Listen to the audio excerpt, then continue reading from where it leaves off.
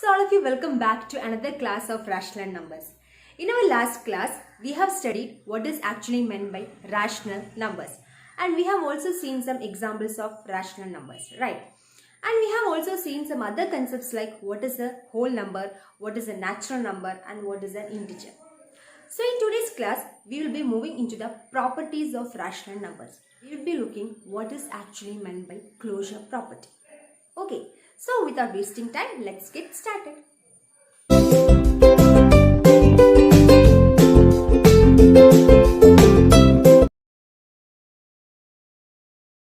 In this chapter, you have four main properties to study. Okay, so what are the four properties? The four properties are closure property, commutative property, then associative property and distributive property. So in today's class, we will be just seeing only two properties, that is the first two, closure property and commutative property. So we will be discussing each property on the basis of addition, subtraction, multiplication and division. Okay, in the next class, we will be looking the other two properties. So our first property is closure property. In 7th standard, you have already studied closure property, right? So what you have studied there? Yeah, you have studied that A plus B equal to C.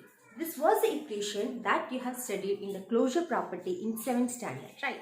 So in this chapter, okay, we are looking this closure property on the basis of rational numbers.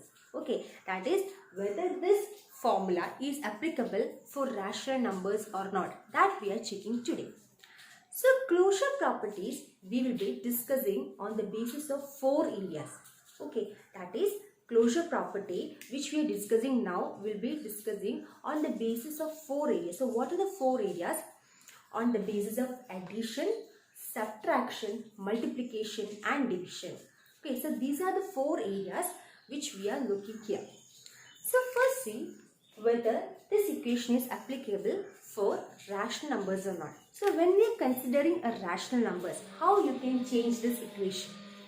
So what is actually a rational number? A rational number means a number which can be expressed in the form of what? P by Q, right? P by Q. So this is a rational number. So when we are considering this equation, how can we write this equation in the form of a rational number? Yes, you know that you will write A by B plus C by D equal to E by F. Right. So in this way you have to check the closure property on the basis of rational numbers. So let's see whether it is applicable for addition first. Right. Let us check the closure property is applicable for addition or not. Okay. So what you have to check here, when you add two rational numbers, the answer that you are getting is a rational number or not. That you have to check here. Okay, this is a rational number, right? This is also a rational number.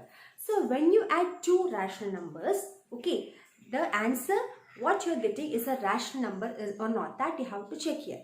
So let's move with an example. So I'm taking here two examples. Okay, so let's see 2 by 3 plus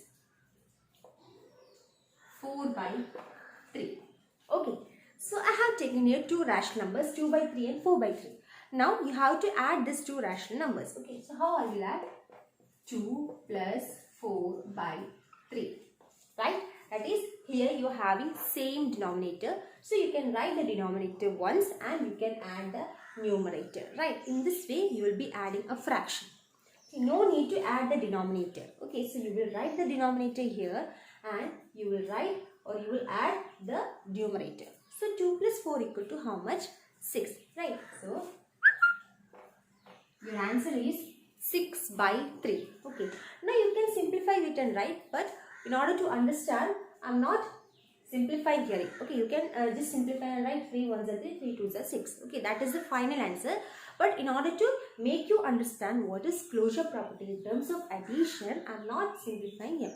So you have got here 6 by 3, right? So it is in the form of a fraction, or you can see that it is in the form of P by Q, right? So you can say that closure property satisfy the condition of addition. Okay, so it is satisfied. Okay, understood? Okay, now let's move on to subtraction.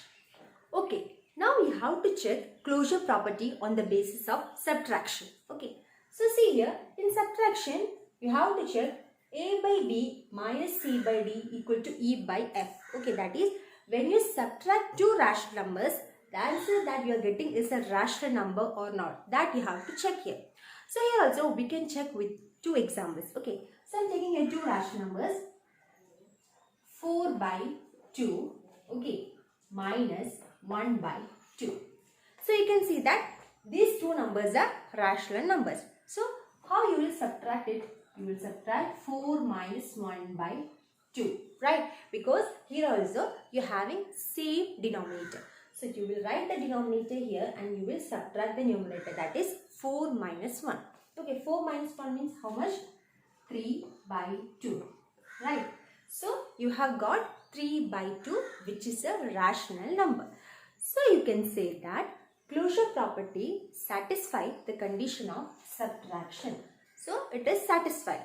Okay, so closure property has satisfied addition and also subtraction. Now you have to check whether it is satisfying what? Multiplication and division. Now you will be checking the closure property on the basis of multiplication. So here you can see a by b into c by d equal to e by f. So here also we will be checking the multiplication in terms of example. Okay, so I am taking here two rational numbers, 2 by 3 into 4 by 1 or 4 by 5 I can take. Okay, 4 by 5. Okay, so how you will multiply here? You will multiply 2 into 4 divided by 3 into 5. So here we have to multiply both numerator and denominator. Okay, so 2 into 4 and 3 into 5. So 2 4s are how much? 8, right? 5 into 3 equal to 15. So you have got 8 by 15, which is a rational number, right? So multiplication condition is also satisfied for closure property. So this condition is also satisfied. Okay, now let's check with division. Now we can check the closure property on the basis of division. Okay, so here also you can see the equation is a by b divided c by d equal to e by f. So that is our equation. So let's take two example. 2 by 3 divided 5 by 6.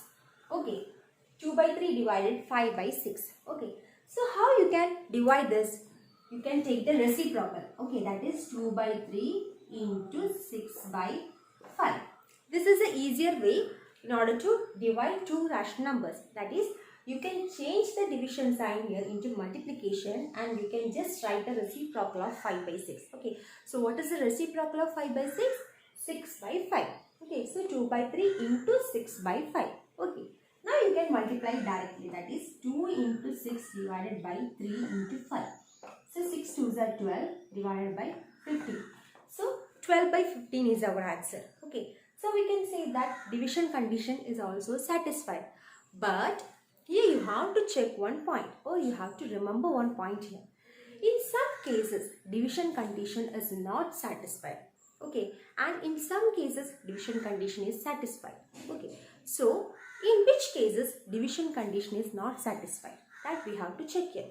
Okay, suppose think that I have written here 2 by 3 divided. Okay, instead of 5, I am writing here 0. Just assume that instead of 5, I am writing 0. So this will change to what? 2 by 3 into 6 by 0. Right. So 2 into 6 equal to 12 divided by 3 into 0 equal to how much? 0. So your answer will become 12 by 0, which is not defined. Right. So we are not getting an answer here. Okay. So we can say that division condition is not satisfied in which term? When your denominator is equal to 0. Okay. That is, when your denominator is equal to 0, the division condition is not satisfied for closure property. In all other cases, the closure property is getting satisfied. Okay, that is, if your denominator is not equal to 0, then condition is satisfied. But if your denominator is equal to 0, at that condition it is not getting satisfied if it is equal to 0. If your denominator is equal to 0, then it will not be satisfied. So understood, we have checked here closure property on the basis of addition, subtraction, multiplication and division. This is only for division, okay, but in all other cases, that is for addition, subtraction, multiplication, we don't have any problem, but only in the case of division we have to check this case. Understood? So in today's class, we have checked the closure property on the basis of addition, subtraction, multiplication and division. And hope everyone has understood what is actually closure property and how you can check closure property on the basis of these 4 areas. Okay, so in our next class, we will be coming with another property of this chapter. Okay, so we can see in our next class.